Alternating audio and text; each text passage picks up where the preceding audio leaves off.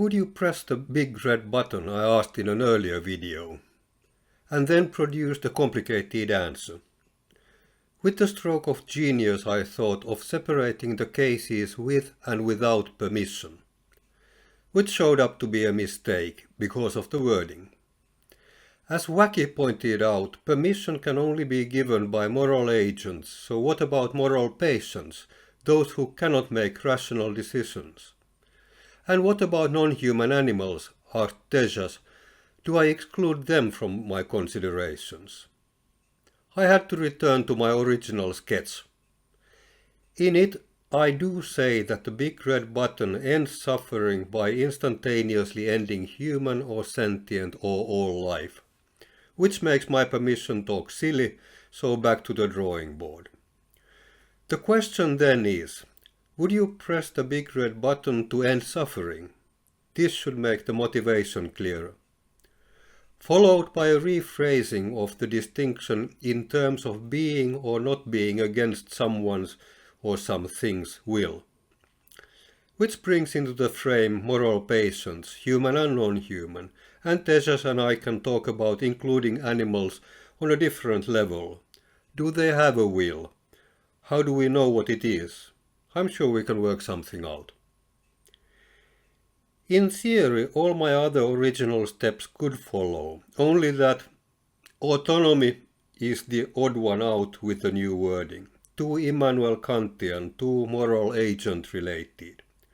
So let me just sweep that under the rug by using the term self-rule, by which I can mean almost anything, self-direction, even life force perhaps.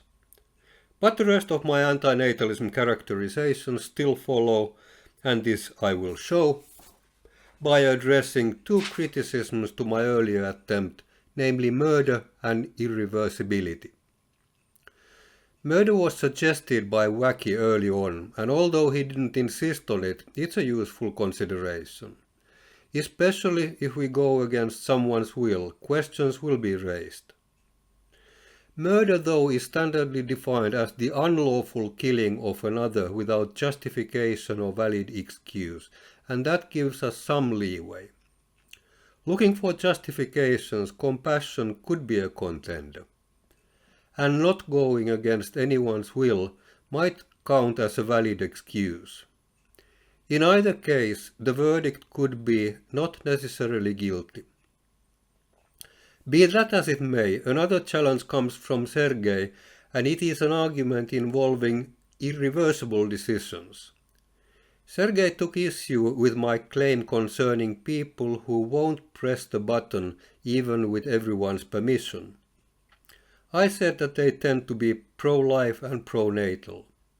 He argued that they may just be morally sensitive and think about irreversibility.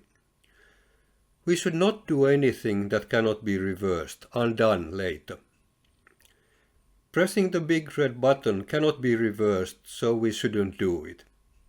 And this moral sensitivity does not commit you to pro-lifism or pro-natalism.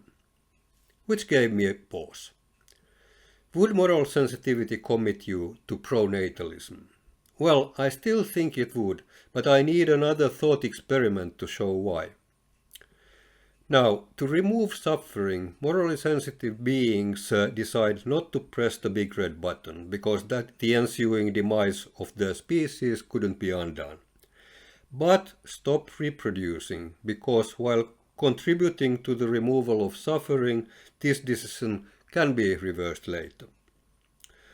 All goes to plan and nobody has children until only the last possible reproducers are left. They face a choice. They can either continue not to reproduce, which will spell the irreversible demise of their kind, or they can break the ban and reproduce, thereby making reversal possible later.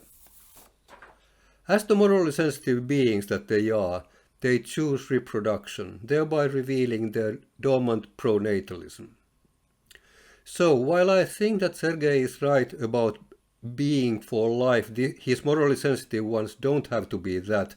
Moral sensitivity as the avoidance of irreversibility still seems to commit people to pronatalism, albeit only in extreme circumstances. To sum up, I originally noted that pressing and not pressing the button in different situations predicts certain attitudes towards antinatalism.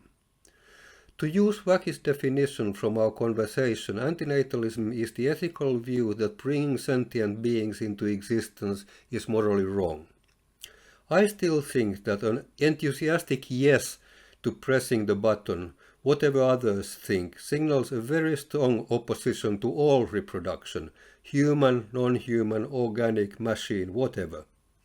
And the methods to be used would not necessarily be voluntary. They wouldn't even need to be anti-natalist if suffering could be removed more efficiently by other means.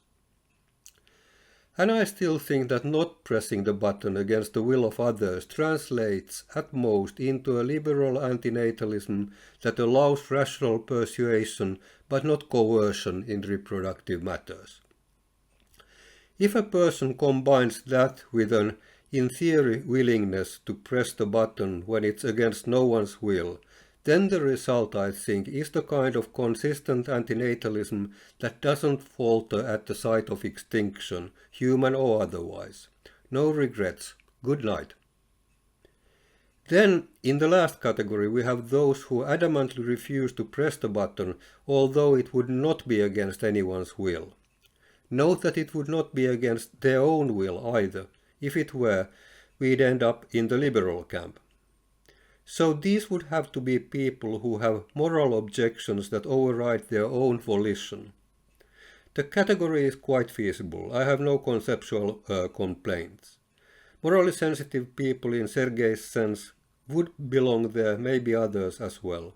My only comment is that they would probably lean towards pronatalism more than antinatalism. Which is okay in my wussy liberal world. As long as we can talk about things, including Lawrence nudge nudge, buttons that may or may not have connections to our views on antinatalism.